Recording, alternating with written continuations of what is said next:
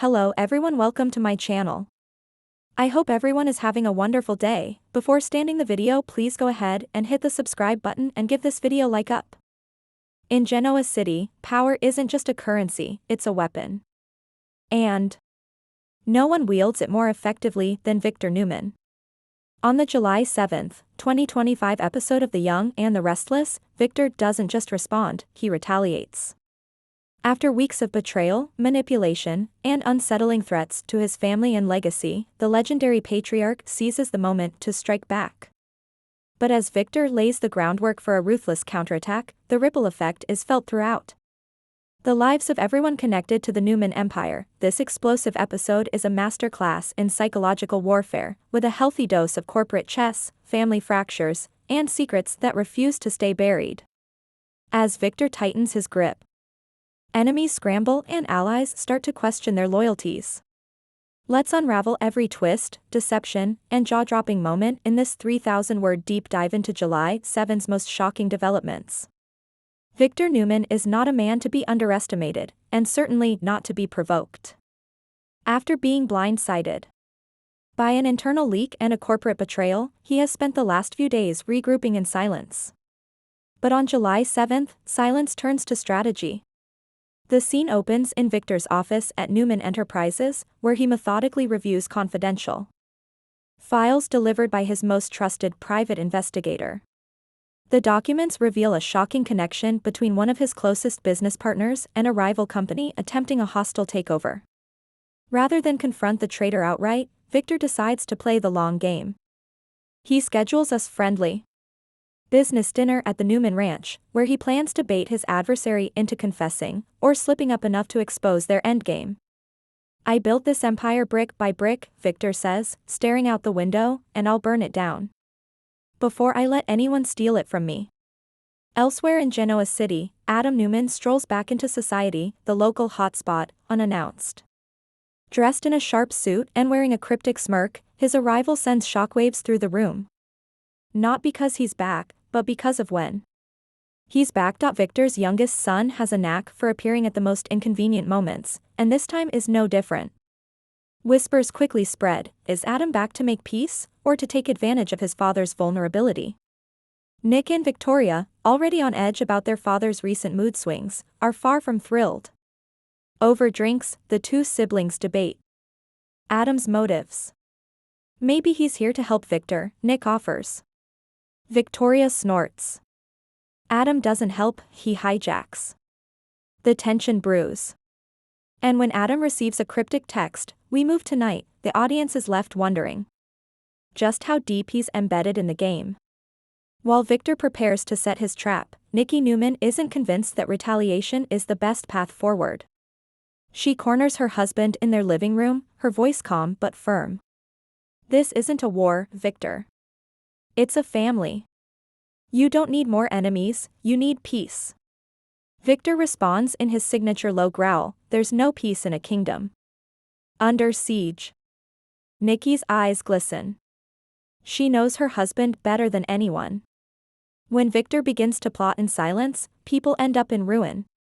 She warns him that this time, the consequences might be irreversible, not just for their enemies, but for their children as well. But her words fall on deaf ears. Back at Newman Media, Nate Hastings grows increasingly paranoid. Unbeknownst to him, Victor has already discovered Nate's secret meetings with a foreign investor who's been trying to undermine the Newman brand from abroad. Victor's assistant drops a bombshell folder on his desk titled Hastings' Agenda. Inside, audio recordings, financial statements, emails. Enough to bury Nate's career. But Victor doesn't fire him. Not yet. Instead, he invites Nate to dinner, the same dinner as his betraying business partner. It's a power play so classic Victor: pull the strings in plain sight and let the puppets reveal themselves. Nick Newman stands at a crossroads. He's caught between the person he wants to be, a man who does the right thing, and the legacy of the Newman name: power, loyalty, dominance. When he confronts Victor about the upcoming takedown, he's met with cold rationale. "Are you with me or against me, son?" Nick replies, I'm with what's right. But in Genoa City, right is a moving target. Nick visits Sharon later, seeking clarity. Her advice? Don't become the man you left behind. Will he betray Victor's plan? Or join him in the dark? Night falls, and the scene is set at the Newman Ranch for the most awkward and tension-filled dinner party in Genoa City history. Guests, Victor Newman, master planner, Nate Hastings, traitor number 1, Gregory Strathmore, the rival businessman, Victoria Newman, watching everyone, Adam. Newman, silent wildcard. The dinner begins cordially, but Victor doesn't wait long. He toasts to loyalty, the kind that doesn't disappear when the offer's better elsewhere. The words hang heavy. When Nate tries to speak, Victor cuts him off. You'll get your turn, son. I promise. Then he turns to Gregory and drops the bomb. I know everything you've done. Every move you've made. And now, so does the sec. Gregory pales. Victor opens his phone, hits send, and smirks. Check your inbox.